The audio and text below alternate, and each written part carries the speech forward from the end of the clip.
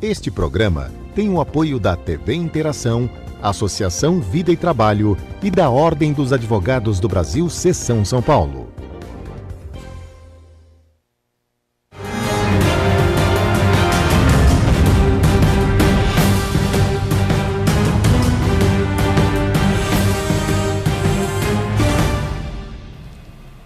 Olá, amigos do programa Gente que Fala, sejam bem-vindos para mais um especial.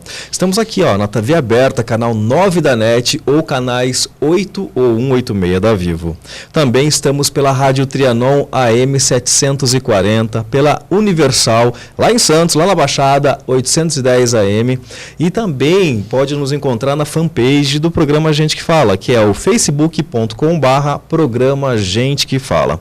Estamos na TV Guarulhos, canal 3 da NET Guarulhos, às 11h30 da noite. Está nos assistindo agora? Então, boa noite para você.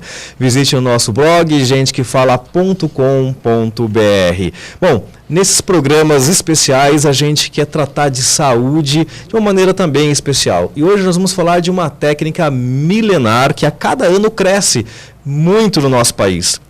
Cada ano é respeitada, é muito mais respeitada, muito mais conhecida. E para falar sobre a técnica da qual eu estou comentando com vocês, que é a acupuntura, a nossa convidada de hoje ela é enfermeira, acupunturista, especialista em acupuntura, Cristiane Sanches, especialista em ciências clássicas chinesa e também em acupuntura aplicada à estética. Nossa, eu tenho certeza que você vai gostar disso, acupuntura aplicada à estética também. Nós vamos falar bastante sobre acupuntura, então quero já desejar as boas-vindas. Obrigado por ter vindo, professora Cristiane. Obrigado, eu agradeço o convite. Que bom, que bom. Então, acupuntura, nós vamos falar um pouquinho hoje, o pessoal de casa vai conhecer um pouco mais dessa técnica. Da onde que surgiu? O que quer dizer acupuntura, professora? Bom, a acupuntura surgiu há mais de milhões de anos. Não temos exatamente um tempo, para dizer quando ela surgiu, porque ela veio de uma cultura muito antiga e não tinha esse nome originalmente, mas a acupuntura, esse nome específico, foi dado pelos jesuítas quando conseguiram chegar até a China, explorar todo aquele território que era bem desconhecido à época. E aí eles viram umas coisinhas assim, pessoas colocando agulha nas outras, e aquilo dava resultado. A primeira impressão que eles tiveram era agulha sendo colocada na pele. Como que a gente vai chamar isso? Vamos chamar de acupuntura. Então, a acupuntura, ela é oriunda da China, então, no Oriente. Pensamos que sim, mas não temos certeza absoluta, mas podemos dizer que ela provavelmente veio da civilização chinesa. Entendi. E dá para, resumir, para que serve a acupuntura? A acupuntura tem um vasto campo de atuação. A acupuntura, ela trata desde uma dorzinha, muito pequena, até dores mais intensas, situações mais sérias. A acupuntura ela tem uma aplicação bastante ampla, não é só para curar ou tratar ou minimizar sintomas, mas principalmente para manter a saúde, para prevenir doenças. Então, a acupuntura hoje, e apesar dela ser usada para tratar doenças e para minimizar os seus sintomas, o seu alicerce está na prevenção e na manutenção da saúde. Então, pelo que eu entendi que a senhora comentou, o ideal para se fazer acupuntura é antes de eu ficar doente. Então, de preferência. Porque o objetivo, então, é eu poder estar sempre com uma boa energia, com uma boa saúde, enfim, para poder não ficar doente, não ter minha gripe, não ter nada, que a gente sabe que isso é muito comum aqui no Brasil, por essa oscilação. A gente está aqui em São Paulo, você que nos acompanha aqui pela TV aberta, está vendo que o tempo muda o tempo todo, nesse período de verão, então a coisa é muito forte, né? É verdade, mas a gente não pode pensar que porque você vai fazer acupuntura, você não vai ficar mais doente. Você pode até adoecer, mas os efeitos disso no seu organismo serão muito menores. Então, a acupuntura, mantendo a sua saúde, faz com que você fique melhor, mesmo que você adoeça, mesmo que você pegue uma gripe, mesmo que você pegue alguma coisa nesse tempo que varia tanto assim de temperatura. Mas a chance de você se recuperar e ficar bem mais rápido é maior. A senhora comentou que a acupuntura, ela é com agulhas, né? A acupuntura, colocar a agulha na pele. E a pergunta que tem certeza que o pessoal está fazendo lá em casa, ou quem está nos ouvindo aí pela Rádio Trianon, Universal, é: dói? É a pergunta mais feita quando as pessoas vão procurar acupuntura, né? Se ela vai doer, porque utilizamos agulhas, né? O uso oficial é com agulhas. Não dá para dizer que ela é uma terapia totalmente indolor, mas se você for comparar com uma agulha de injeção, por exemplo, ela é 10, 15 vezes mais fina. Uau. Portanto, a dor é muito, muito, muito pequena. É um incômodozinho, é uma fisgadinha. Não podemos chamar isso de dor, porque não vai te trazer nenhuma experiência ruim. Entendi. Dá para, assim, quando que eu procuro um acupunturista? Em que situação que eu procuro em termos de dor, de tratamento? Eu tenho que esperar, como a senhora falou há pouco, cuidar antes de ficar doente, né, pessoal? Porém, a acupuntura, eu agora fiquei doente e eu procuro em quais situações de problemas de saúde, por exemplo, que vai me dar o resultado que eu espero? Bom, a acupuntura, hoje em dia, por meio de vários estudos que a gente já tem, ela tem uma ação muito grande no tratamento de diversos tipos de dores provocadas pelas mais diversas doenças. Então, para quem tem dor e não consegue minimizar essa dor com algum medicamento ou com o que já está fazendo no momento, pode optar por acupuntura como uma terapia coadjuvante. É uma terapia que vai andar junto, né, com o que a pessoa já está fazendo. Então, para dor de diversas naturezas, a acupuntura ajuda bastante a reduzir, minimizar mesmo, às vezes até reduzir a ponto da pessoa não precisar nem tomar tanta medicação.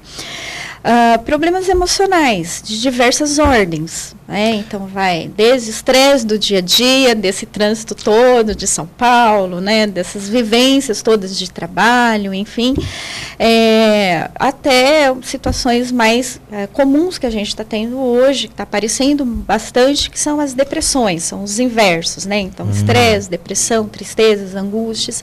A acupuntura tem uma ação bastante importante nesse campo também, reduzindo isso. Doença do século, né? É bem conhecido como a doença do século, o estresse. E vamos imaginar que eu enfim, estou estressado porque o trânsito é aquela coisa toda que a gente sabe, expectativas para esse ano, né? Com novidades aí para tudo, né? Ou mesmo depressão, então, acho que devido à situação, dá para mensurar quantas sessões eu posso ter um resultado, ter uma visão de melhora, ter um sintoma de melhora? Dá para a gente ter uma mensuração baseada no que a gente já tem de experiência, né? Então, normalmente, a gente indica um número de 10 tratamentos ou 10 sessões. A gente chama de 10 sessões, são 10 intervenções. Pode ser 2 vezes por semana, pode ser 1 vez por semana, mas tem as individualidades. Pode ser que 10 sessões sejam insuficientes, pode ser que precise de 12, 15, pode ser que precise de menos. Tem pessoas que respondem muito rápido à acupuntura e em 5, 6 sessões já tem um resultado bastante interessante. Então pelo que eu entendi que a senhora está comentando, a acupuntura ela atende diferente o organismo de cada um. Então, de repente não é como uma dor de cabeça, né, que eu tomo um remédio e já passa, isso seria dessa forma. E por quê? Por que eu tomo remédio, um faz 10 sessões melhor, outro faz 5 melhor, outro vai ter que fazer 15. Em que sentido a senhora explica isso?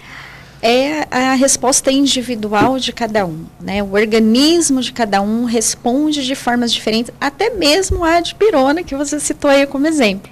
Tem pessoa que toma dipirona e demora meia hora para ficar bom. Tem pessoa que toma dipirona e demora 2 horas e o efeito não aparece na mesma intensidade ou reduz muito pouco. Então, é a forma como o organismo vai responder àquela intervenção que está sendo feita.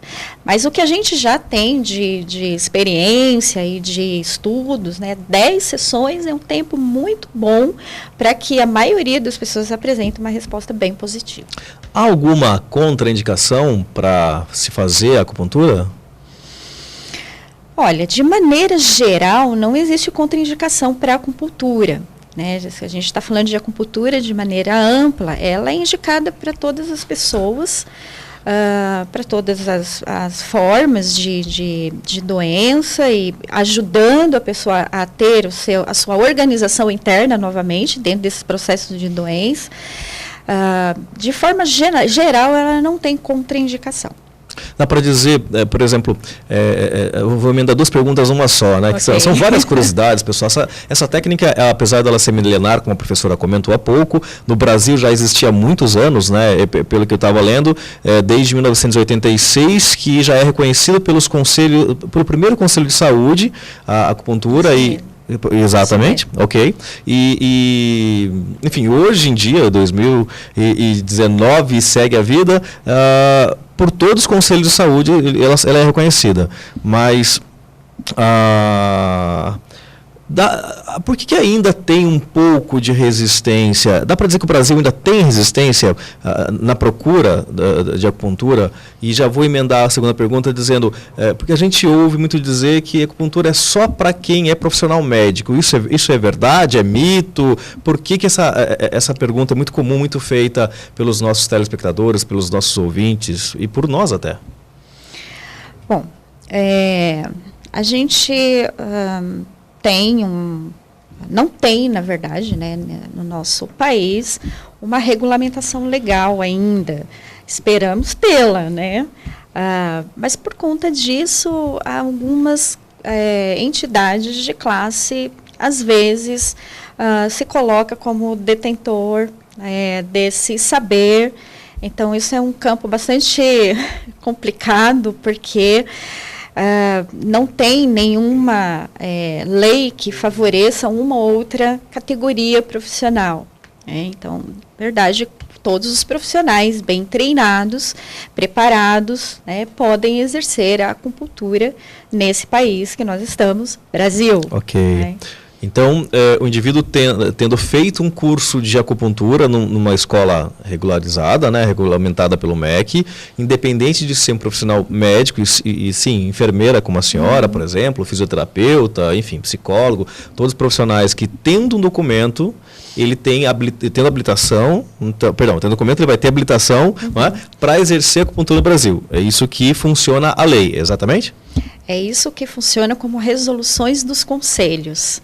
Então, os conselhos exigem que seus profissionais, para que possa realizar a acupuntura, estejam formados em escolas reconhecidas, que tenham uma carga horária já pré-estabelecida, de 1.500 horas. Os cursos normalmente são de especialização, então exige uma graduação prévia, de maneira geral, pelos conselhos. A gente não tem só esse tipo de formação nesse país, mas a gente está falando de conselhos de classe, estamos falando de profissionais que previamente já têm uma formação e que, para começar a fazer acupuntura, precisaria, então, a partir das recomendações dos conselhos, cursar a especialização. Entendi. Sobre ainda a formação do profissional, quanto tempo dura um curso? A senhora ministra aulas numa instituição de ensino dessas regulamentadas, é isso? Isso. Certo. A Associação Brasileira de Acupuntura. Associação Brasileira de Acupuntura, perfeito. E quanto tempo dura um curso de acupuntura para uma pessoa que de repente está nos assistindo, queira buscar um curso, querer se profissionalizar? É uma profissão hoje em dia, não é? Já é uma profissão. Ok. É uma profissão reconhecida na CBO, no Código Brasileiro de Ocupação. O acupunturista é uma profissão. E quanto tempo dura um curso de formação, de especialização, como a senhora falou, em acupuntura? Dura 2 anos pela carga horária proposta. Então, ele tem duração de 2 anos com 1.500 horas. Pode ter algumas variações para mais. Para menos, normalmente não se tem. Então, os cursos, eles têm 2 anos e alguns se estendem um pouco mais, dando uma formação um pouco mais ampla para os seus alunos. Então, com 2 anos, o profissional já está habilitado, com esse documento nós falamos há pouco, e pode exercer acupuntura em qualquer cidade do território nacional. Exatamente, ele é um profissional habilitado e ele pode trabalhar com acupuntura dentro das práticas integrativas de saúde, por exemplo, no SUS. Ele pode prestar um concurso, ele já é apto para prestar um concurso e entrar em um sistema público de saúde onde essas práticas estão ali disponibilizadas, como ele pode trabalhar em consultórios, em clínicas, em diversas áreas, mas ele já é um profissional habilitado. A senhora deu uma informação interessante, importante para quem está nos assistindo e nos ouvindo. O SUS atende a acupuntura, então? Atende. É possível buscar, através do Sistema Único de Saúde, um profissional acupunturista? Sim, sim. É bem possível e a acupuntura está inserida nessa política de práticas integrativas e complementares, que faz parte de uma política do SUS. Então, em UBS, no postinho de saúde, você pode ter um acupunturista. Olha, procure na tua cidade, que está nos assistindo pelo Brasil todo. E a senhora falou de práticas integrativas e complementares. O que seriam essas práticas integrativas? Dá para a senhora explicar para o nosso ouvinte, telespectador? As práticas integrativas são todas as... eu falei um nome bem político agora, né? Também conhecido como PICs, correto? PICs, Ok, então você já deve ter ouvido isso, né? As PICs. São práticas que integram diversos saberes. Então, a acupuntura é uma dessas práticas que são realizadas, né, ou colocadas dentro dessa política. Medicina antroposófica, que vai trabalhar também com mobilização de energia, com medicamentos naturais, fitoterapia, massagens, reiki. Tudo isso está englobado no SUS? Tudo isso está englobado. Olha, tem muito mais, na verdade são mais de 20 terapias englobadas nessa política. Isso se eu procurar na internet lá, eu encontro quais são essas terapias que estão inclusas e que se atende gratuitamente no SUS? Você vai encontrar uma lista gigante, Ótimo. né? São mais de 25 práticas que estão compondo essa política. Olha, pessoal, isso é uma informação que nos ajuda muito, né? Procure na internet, a gente busca em qualquer site oficial, lembre sempre disso, que a internet ela nos dá um mundo de informações, porém existem as famosas fake news e temos que ficar atentos, né? Professora, falando um pouquinho ainda sobre como paciente de acupuntura, para quem que é indicado exatamente acupuntura? Perdão, vou só complementar. Para uma mulher grávida, por exemplo, ela pode fazer, seu bebê pode fazer, então a partir de que idade eu posso fazer? Para quem é indicado? A acupuntura é indicada para todas as pessoas que querem um tratamento um pouco mais amplo, que não seja só medicamentoso. Portanto, é indicado para a mulher grávida? É indicado para a mulher grávida. É indicado para um bebê? Também é indicado para um bebê. É indicado para crianças, em todas as suas faixas etárias, também é indicado para criança, em diversas faixas etárias, idoso, enfim, não tem muito limite. Então, se você tem de 0 a 120 anos, você pode procurar acupuntura. 120 anos, se você chegar lá, chegaremos. Né? Sim, tem todas as faixas etárias, então, às vezes há algum receio com relação à gravidez, né, por conta de algumas notícias que são veiculadas também de forma inadequada. Então, um acupunturista bem formado, né, ele sabe exatamente qual é o melhor momento de começar a acupuntura numa mulher grávida, quais são os pontos indicados naquele momento, naquele trimestre de gestação. Então, um acupunturista bem formado, ele sabe exatamente conduzir a acupuntura durante todo o processo de gestação. Uma gestante que procura um profissional acupunturista, ele pode também tratar do feto ali e essa criança ter uma resistência de saúde mais forte, enfim? Sim, é possível? Sim, porque a energia da mãe passa para o feto. É uma troca constante entre a energia da mãe e a energia do feto. Então, se a energia da mãe está boa, está forte, a energia do feto também será boa, será forte. Portanto, ele terá mais resistência, adoecerá menos, será uma criança mais saudável. E o que é importante, o que eu acredito, falando em acupuntura, pelo que a senhora está explicando, nós vamos tratar de todas as possíveis doenças, minimizando, como a senhora falou, ou de repente até curando mesmo, ou aliviando, sem utilizar nenhum medicamento, sem agredir meu organismo com com um remédio que é necessário muitas vezes, porém a gente sabe quanto isso pode fazer mal em outras situações. E isso é muito benéfico. Então hoje a acupuntura já nem é mais alternativa, ela já seria complementar, já é uma medicina né? Completa. Exatamente. Muito bem. Ela trabalha com o seu organismo, fazendo o seu organismo emitir respostas de reparação orgânica. Então, é uma autocura. Então, não é uma panaceia, né? Assim, vai curar tudo, vai resolver tudo. Mas o seu organismo vai respondendo e vai fazendo com que você se sinta melhor durante todo o processo da intervenção com a acupuntura. Por que algumas pessoas ainda dizem que a acupuntura é charlatanismo? Por desconhecimento, total desconhecimento. Isso foi dito há muito tempo, né? Porque ninguém entendia os mecanismos da acupuntura. Como é que você põe uma agulha de acupuntura lá no seu dedo do pé e tem uma melhora aqui na dor de cabeça, né? Ou melhora a minha digestão. Como é que isso pode ser, né? Como se o nosso pé, nossa cabeça e o meu estômago fossem coisas desconectadas. Não seriam pedaços apenas, fossem né? Pedaços, fossem fragmentados. Como tudo está interligado e dentro da visão da medicina chinesa isso nunca foi visto separado. Um pé não está separado da minha cabeça, não está separado do meu estômago e nem das minhas emoções. A gente consegue fazer um tratamento bastante amplo. O que a gente vai chamar de holístico nesses termos é um tratamento global da saúde da pessoa, fazendo com que o seu organismo responda cada vez mais a uma doença, responda muito mais rápido. Agora, ela já foi tida como algo que não funciona por desconhecimento. Eu estou com uma pergunta de um ouvinte que diz o seguinte, que pergunta o seguinte: acupuntura para plantas? Olha aí, fazer acupuntura nas plantas, é colocar agulhinha nas plantas? O que quer dizer isso? Funciona? A pergunta do nosso ouvinte aqui. Ele emenda uma outra pergunta que eu vou fazer para a senhora também. Tudo que é ser vivo responde. Então, a planta é um organismo vivo.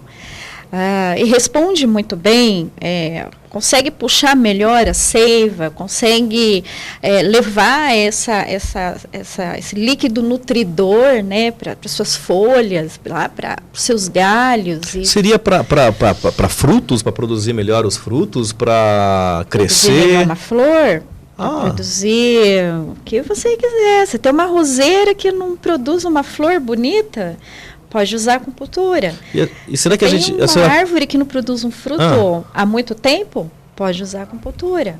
Eita, olha, entre em contato com a professora, pergunta como é, que eu sei que você tem uma planta na sua casa aí, com certeza que vai precisar disso, e ela vai gostar. E a pergunta que ele emendou foi se a acupuntura, a senhora acho que respondeu parcialmente ela, que todo ser vivo ele vai funcionar, mas no animal também a resposta é boa? Também, aliás, a resposta no animal ela é muito rápida, aliás. O animal tem uma resposta, às vezes, até mais rápida do que o ser humano. Eu costumo brincar dizendo que o animal ele não tem os mimimi do ser humano. Então, ele responde muito mais rápido a um tratamento para dor, por exemplo, que é muito comum no animal, esse tipo de tratamento. Ele responde em 2, 3 sessões, ou às vezes na mesma sessão. Nós estamos falando um pouquinho sobre acupuntura, para você que está em casa, nos assistindo, nos ouvindo, no seu rádio, e falando sobre saúde acima de tudo, que é algo importante. A gente tem que cuidar desse templo que nos foi dado para que a gente possa cumprir todas as nossas metas do dia a dia. Mas eu tenho uma informação aqui para você que está em casa, para você que está nos assistindo e ouvindo, que eu achei interessante, acho que vocês vão gostar também. Acupuntura aplicada à estética. Que história é essa? Eu posso ficar bonito fazendo acupuntura? Será que tem solução ainda, gente? Vamos tentar. A acupuntura também pode ser aplicada a essa dimensão estética, essa questão da beleza que hoje é tão falada, né? E se tem diversos recursos para se reconstruir, né, ou para buscar um pouco mais de beleza, ou rejuvenescimentos.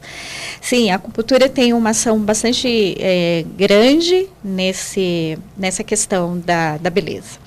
E a professora está fazendo um trabalho, é um doutorado? Vamos explicar para o pessoal que está nos ouvindo, aí, nos assistindo, qual é o trabalho que ela está fazendo lá, esse doutorado, que é em acupuntura aplicada a estética. E como que funciona? Como que é o trabalho da senhora? A gente está vendo algumas imagens aí que a senhora está fazendo de resultados de protocolos, né?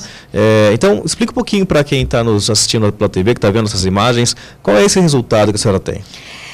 E qual é o trabalho que a senhora está fazendo? Isso, esse meu trabalho, ele faz parte de um projeto de doutorado que eu desenvolvo na Escola de Enfermagem da USP. Aqui em São Paulo? Aqui em São Paulo, do ladinho do Hospital das Clínicas. Ok.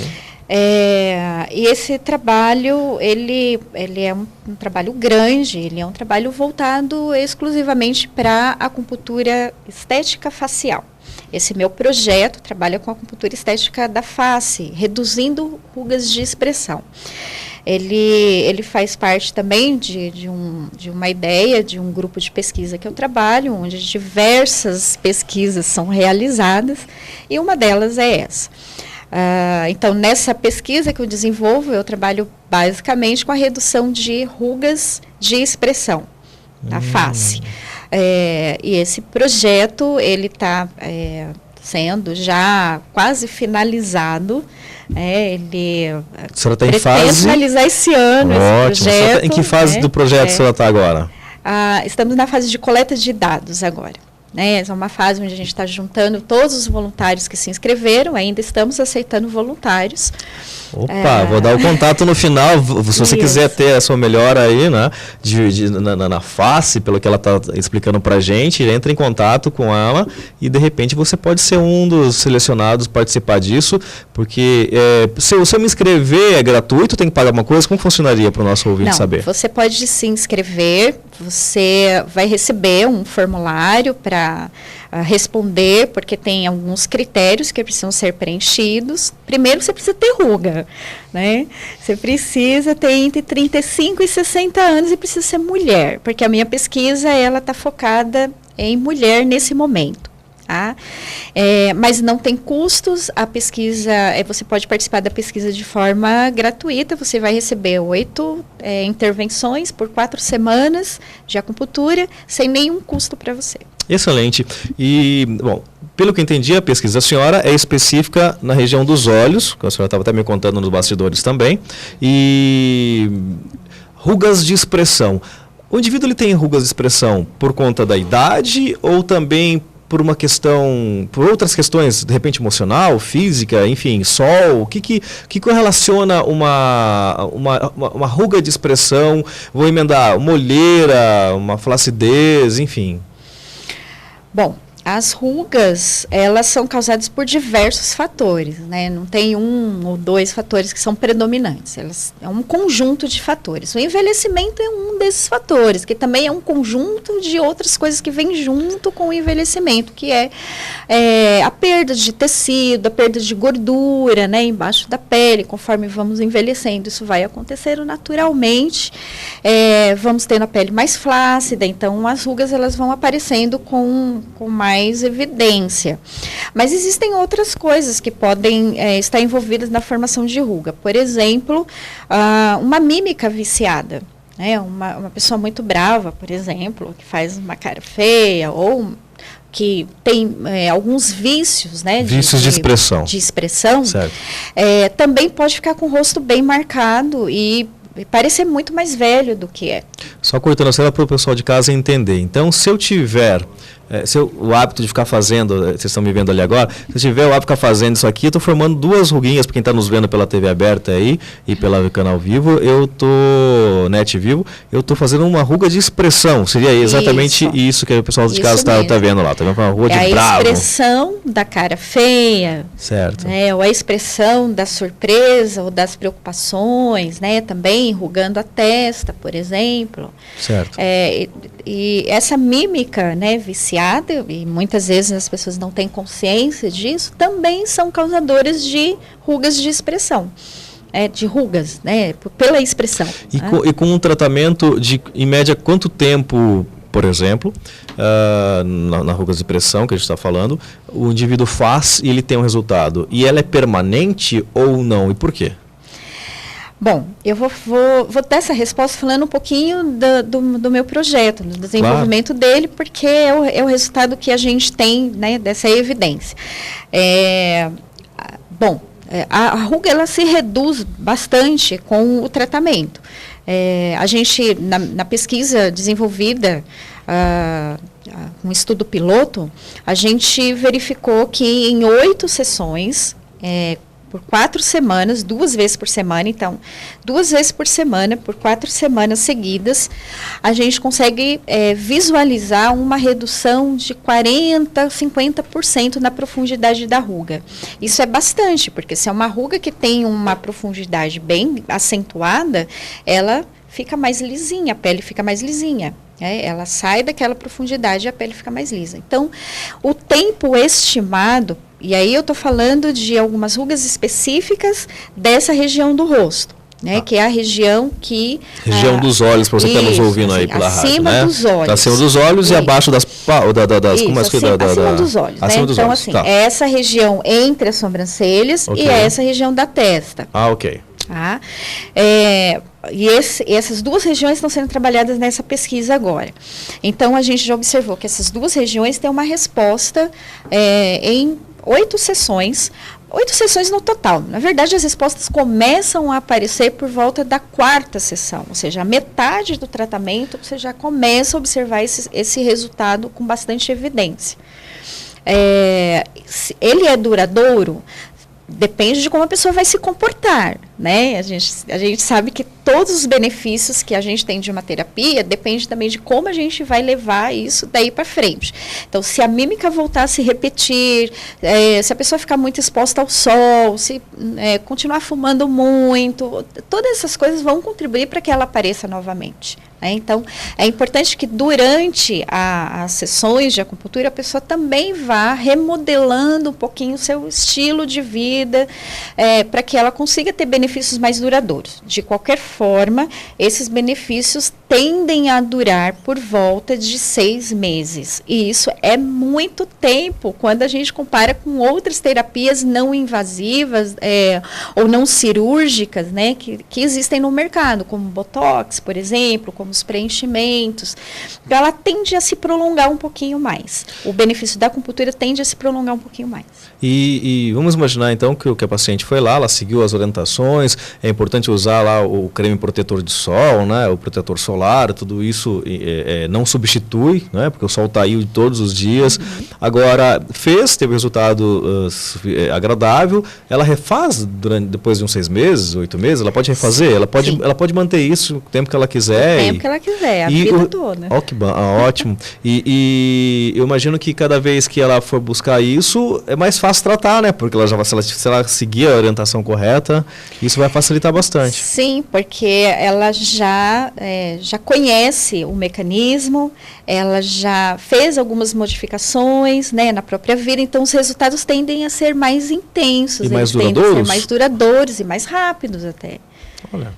É bem interessante. Não, isso é importante. A gente retoma o que eu disse há pouco, é cuidar desse tempo que nós temos aqui sem utilizar de métodos mais agressivos que a gente tem esse século XXI, é tudo muito rápido, quero tudo para agora, quero tudo intenso, porém às vezes o que vai agredir a gente não percebe, né? O imediatismo pode fazer muito mal, né? É verdade. Tem alguma contraindicação, professora?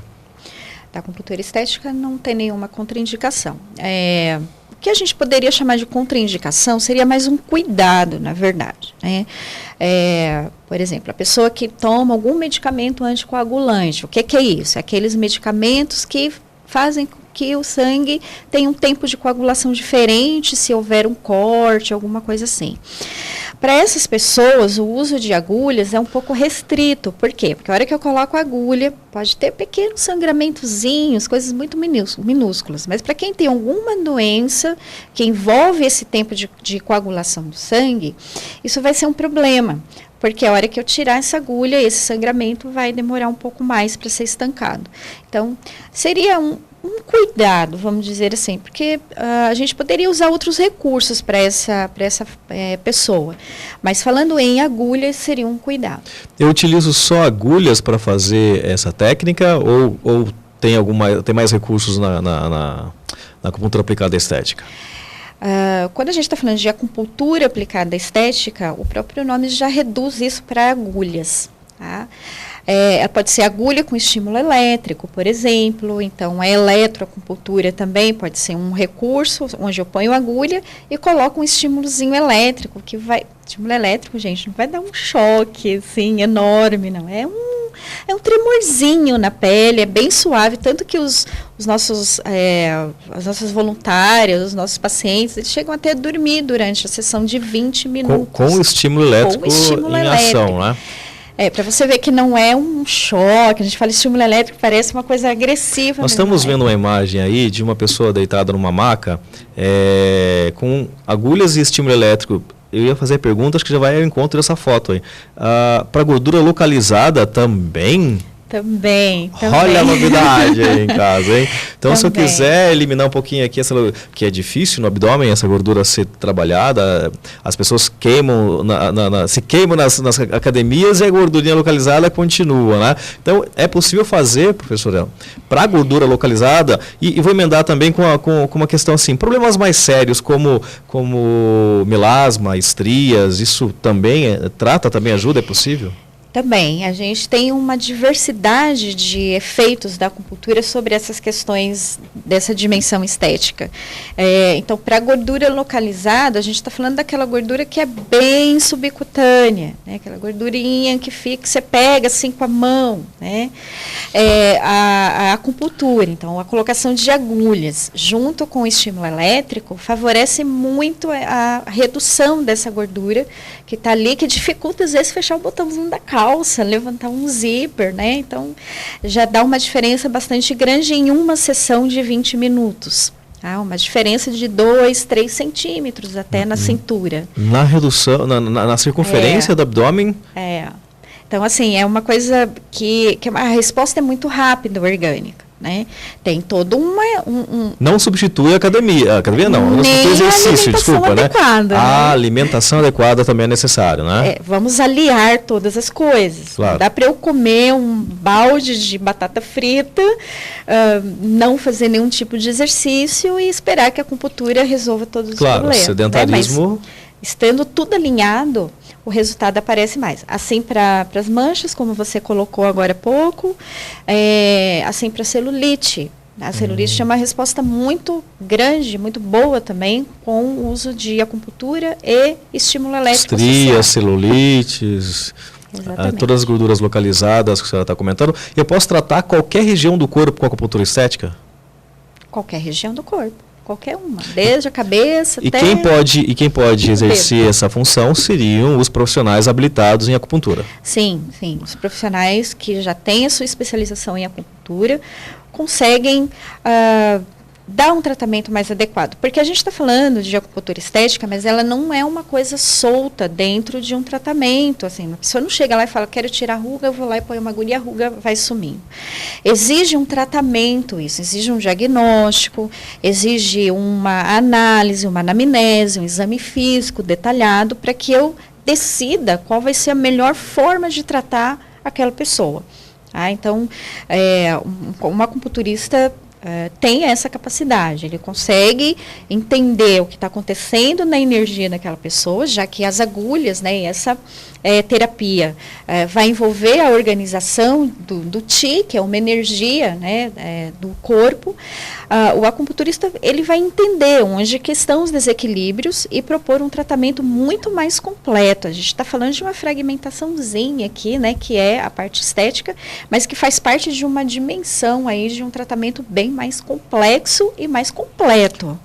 A medicina chinesa, ela tem uma vertente de tratamentos, né? A acupuntura é uma delas. E eu queria perguntar para a senhora sobre fitoterapia, que é uma ciência que estuda as plantas medicinais e o uso das mesmas nos tratamentos das doenças. Então, a fitoterapia se utiliza junto da acupuntura aplicada à estética? Pode ser também. A fitoterapia ela é um outro recurso, né? Então, é um outro recurso da medicina chinesa.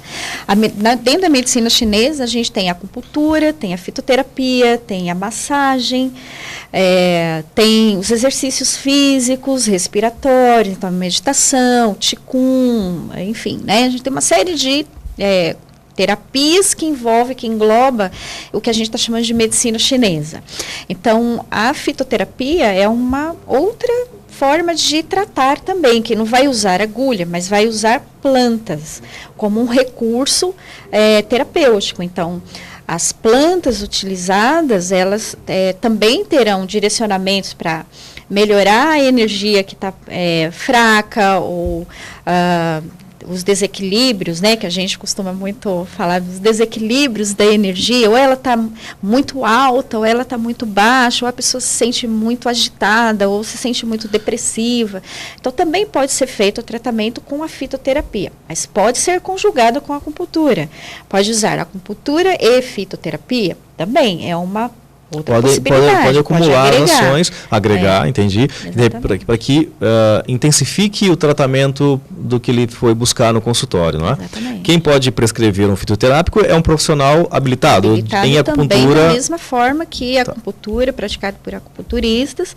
Normalmente o acupunturista, né, de maneira geral, ele vai fazendo outras habilitações, né, no meio dessa especialização, e a fitoterapia é uma delas também, é um curso de especialização, ele também tem uma duração de 2 anos, ele também tem uma carga horária. Então, ao final, esse profissional ele também está habilitado a fazer as prescrições. As plantas, na maioria dos fitoterápicos, conhecidos como fórmulas magistrais, elas são chinesas. Existem, então, de repente, nem todas elas estão próximo ao contato do nosso telespectador, do nosso ouvinte. Eu consigo utilizar algumas plantas brasileiras para esse fim? As plantas brasileiras são maravilhosas. A gente tem uma biodiversidade gigante nesse país, né? Eu acho que nenhum outro país tem a biodiversidade que a gente tem.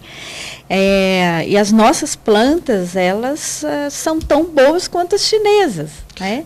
É que as chinesas, ela tem uma história já, né? Ela já foi catalogada, ela já foi combinada. Você está falando em fórmula magistral, é um jeito de você agrupar medicamentos que vão fazer determinadas ações em determinadas patologias ou condições de desorganização de energia da pessoa.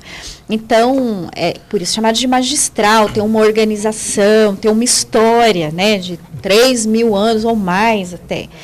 As nossas plantas brasileiras não têm essa história toda, ela ainda, muita coisa está sendo estudada, está sendo pesquisada, mas a gente tem também muitas coisas interessantes utilizadas aqui da nossa planta brasileira. Por exemplo, para o estresse, que é uma coisa que todo mundo tem. Né? O que você tem hoje? Tem um estresse, né? Estou cansada, briguei com meu chefe, enfim, um monte de coisa. Então, por exemplo, uma coisa que é muito comum, né, fácil de achar, é a camomila. Camomila pode fazer um chazinho de camomila e ter um chazinho da folha de maracujá e ter um benefício calmante extremamente bom, de fazer você dormir, melhorar teu sono, melhorar tua respiração, melhorar a cólica intestinal, cólica menstrual. Então, você tem um chazinho de uma folha, de uma flor, que te acalma e ao mesmo tempo melhora uma série de coisas ao mesmo tempo. Um chá de hortelã, que é muito comum, muito conhecido, no chá de hortelã, chá de camomila, chá de erva cidreira, aí vai. Guaco, que é uma coisa que a nossa avó fazia pra gente quando a gente tinha o quê?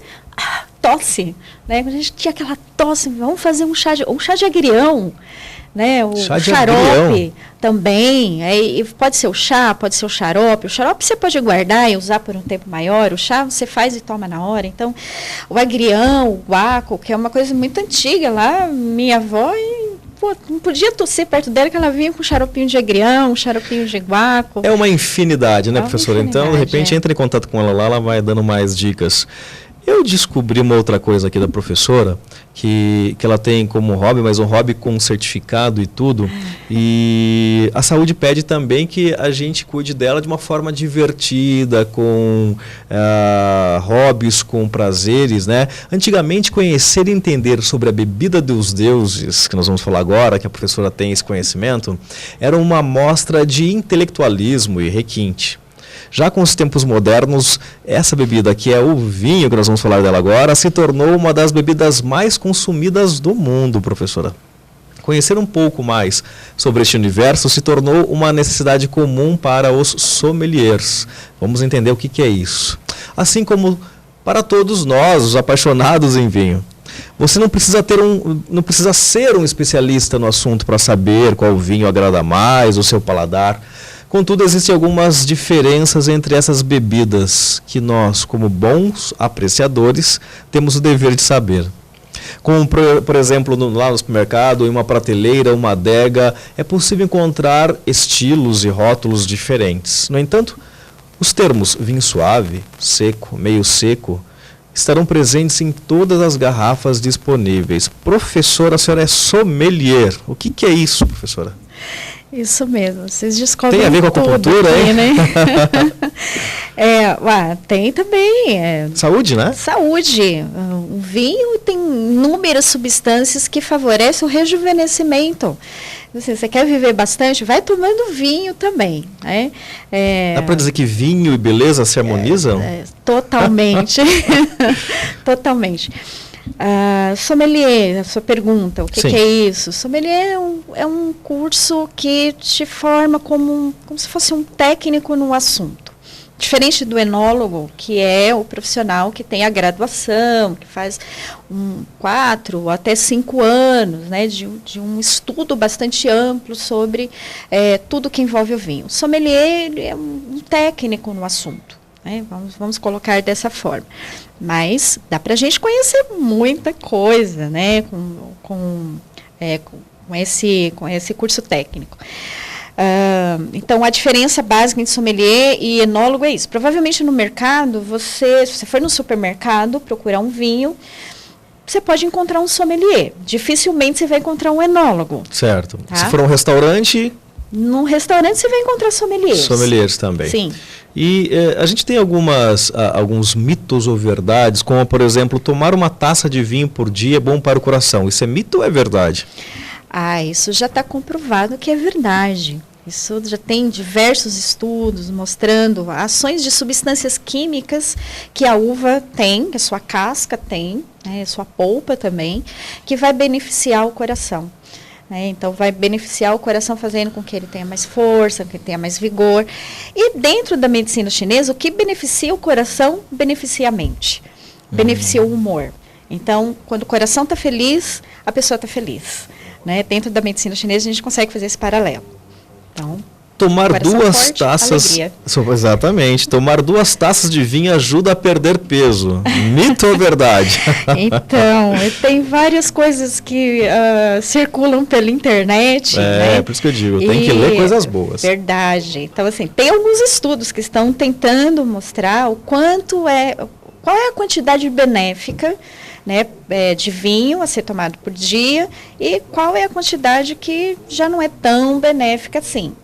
Porque vamos pensar que o vinho ele tem substâncias da uva que são ótimas para o organismo, mas ele também contém álcool, né? Então, o nosso organismo precisa metabolizar isso também. Então, uma grande quantidade de álcool, uma sobrecarga muito grande de álcool no organismo não vai ser benéfico.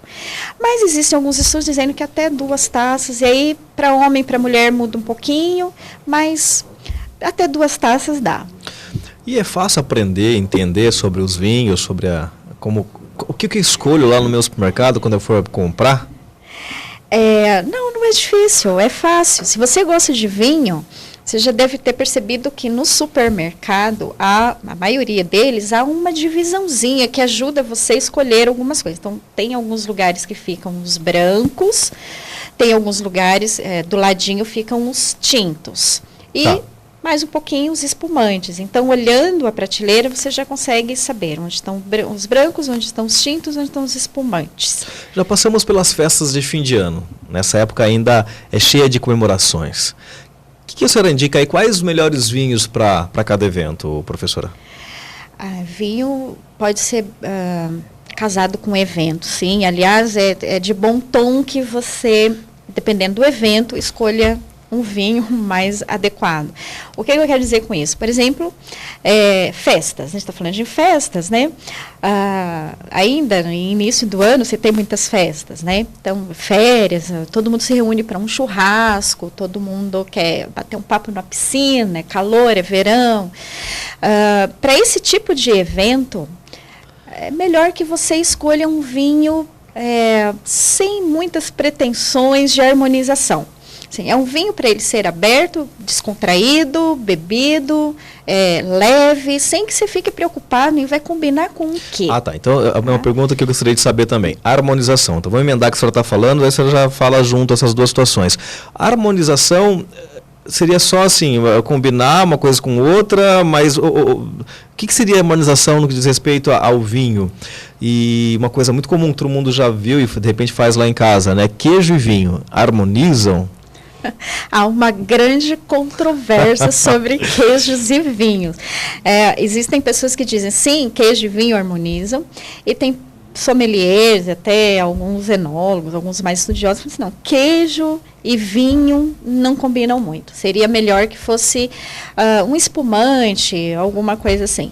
Mas tudo depende muito do gosto, tudo depende muito de que evento é esse, né? Como eu estava falando, então, se a gente vai para um evento mais formal, por exemplo, você vai para um jantar, ali vai ter comidas diferentes, então não dá para você levar um vinho que não vai harmonizar com o que está ali, porque senão ele vai se perder no meio de todo aquele jantar mais elaborado.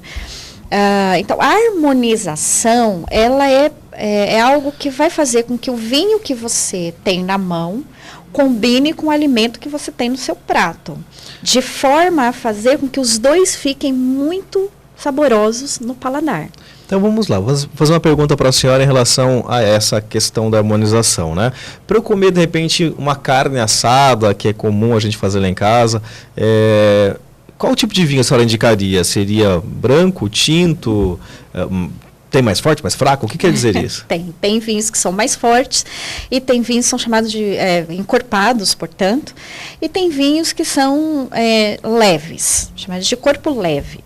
Porque depende da uva. Então, a hora que você for olhar um vinho na prateleira, dá uma olhadinha no rótulo, que vai estar escrito ali o nominho da uva. Então, se a uva for, por exemplo, Carmenère, dá para entender o que eu estou dizendo? Uva Carmenère. Isso eu encontro no rótulo do vinho. Ou se tiver escrito ali Pinot Noir. É outro tipo de uva. São uvas, tipo a senhora está falando de uvas. São uvas leves.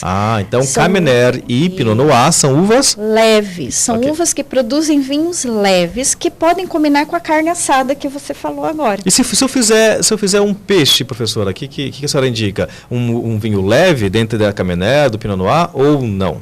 Pode até ser, mas também você pode optar por um vinho branco, você pode optar até por um espumante. O espumante é coringa sempre. Você não sabe o que vai combinar, põe um espumante. Não tem erros. Não tem erro nenhum. Mas também pode ser um peixe, pode ser um vinho branco. Pode ser... tem várias uvas também de corpo mais leve e de corpo mais pesado. Mas as mais comuns, né, são a Cabernet Blanc, a Sauvignon Blanc, aliás, são uvas que são a Chardonnay, são uvas que combinam com esse verão, com esse calor, porque o vinho branco pode ser tomado mais. No Brasil a gente tem, exatamente, o vinho ele tem esse hábito de dizer, toma o vinho no inverno, e o Brasil é um país tropical, então dá para dizer que no verãozão e agora com essa oscilação de tempo todo, está muito mais quente o país todo, dá para dizer que eu posso tomar vinho o ano todo, professora? No nosso país você pode tomar vinho o ano todo, porque a gente tem muitos períodos de calor e os vinhos brancos, os espumantes, e um que eu acabei não falando, mas que me veio à memória agora, que é bem comum e é bem gostoso nesse calor que a gente tem aqui, é o rosé.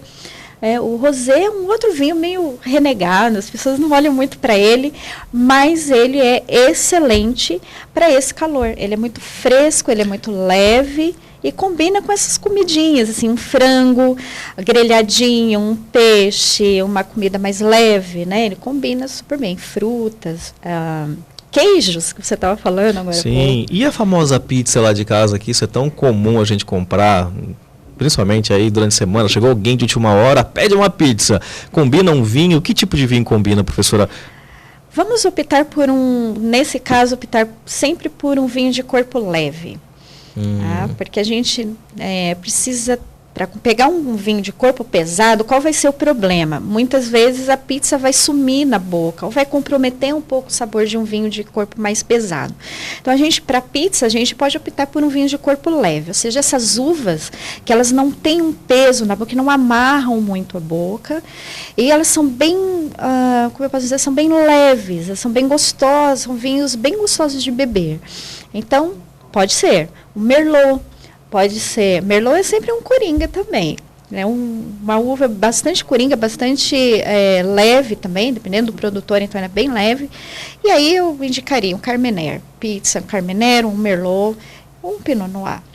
O papo está maravilhoso, nosso tempo está acabando, mas eu quero tirar uma dúvida que o pessoal de casa com certeza tem lá. A senhora falou de alguns rótulos, estilos de vinhos brancos, tintos, rosé, espumante, que a gente pode encontrar aí nos supermercados e nas casas especializadas, mas eu queria entender um pouquinho as diferenças desse seco, meio seco e suave.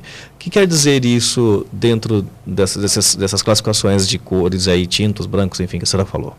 Tá, essa é uma classificação que tem bastante a ver com a legislação brasileira. Até por uma questão histórica que não vai dar tempo da gente falar agora, mas de maneira geral, os vinhos tintos secos, eles não contêm nenhum tipo de açúcar acrescentado.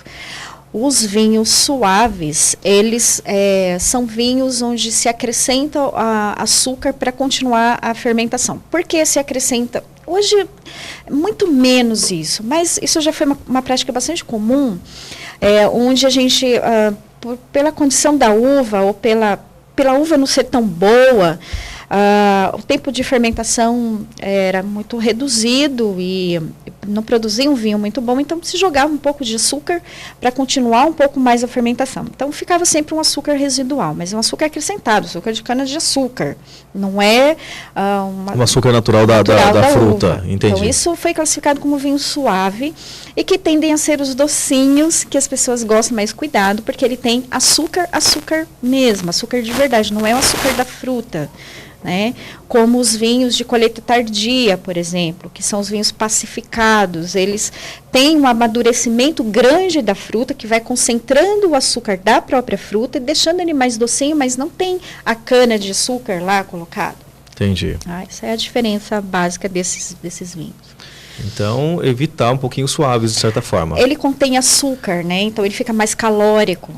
Agora, o vinho tinto fino, que vem escrito finos, de mesa, né, seco, de mesa ou meio seco, eles não contêm esse tipo de adição.